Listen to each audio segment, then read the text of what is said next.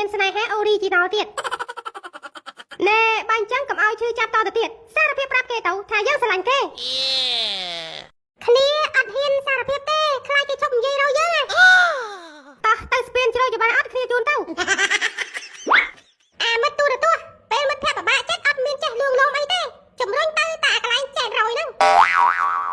យើងនិយាយលេងតាកុំខឹងអីណែយល់ល្អឯងសារភាពប្រាប់គេទៅដើម្បីដឹងថាគេស្រឡាញ់យើងឬមិនស្រឡាញ់បើគេមិនស្រឡាញ់យើងទេយើងកាត់ចិត្តទៅហើយចាប់ផ្ដើមរកអ្នកថ្មីទៀត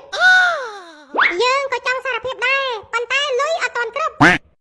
លុយអត់ទាន់គ្រប់មិនគ្រាន់តែសារភាពចាំបាច់មានលុយ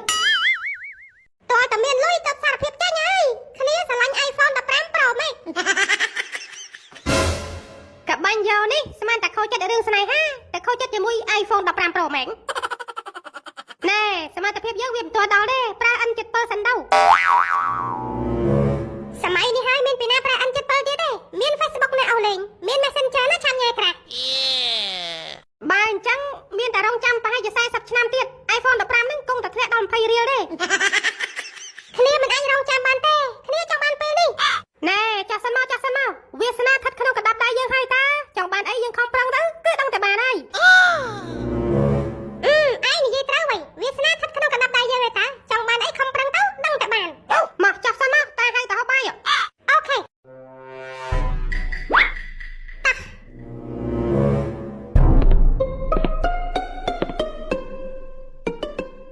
អូធំណាស់បកាច់យករួចបាត់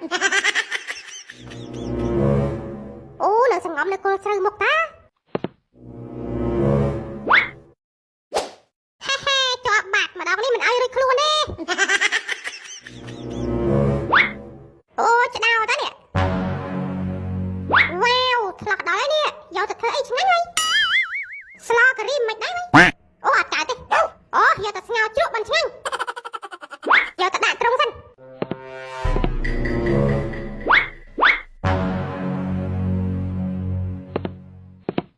ចំអាពីរអ្នកនឹងតាណែពួកអាចគោដើរទៅណាវើយណែជួបដៃគូសងសឹកទៀតហើយណែអាចគោស្អីវើយនិយាយឲ្យស្រួលបួអេចាំបើយើងមើលពួកឯងទៅវាស្រៀងអាចគោណែកុំនំយើងទៅអត់តាន់សងសឹកទេវើយមើលស្រីថ្ងៃណាដាក់មកយួរអូច្រឡំមើលស្រីថ្ងៃណាជំរាបបញ្ជាឲ្យមកវិញ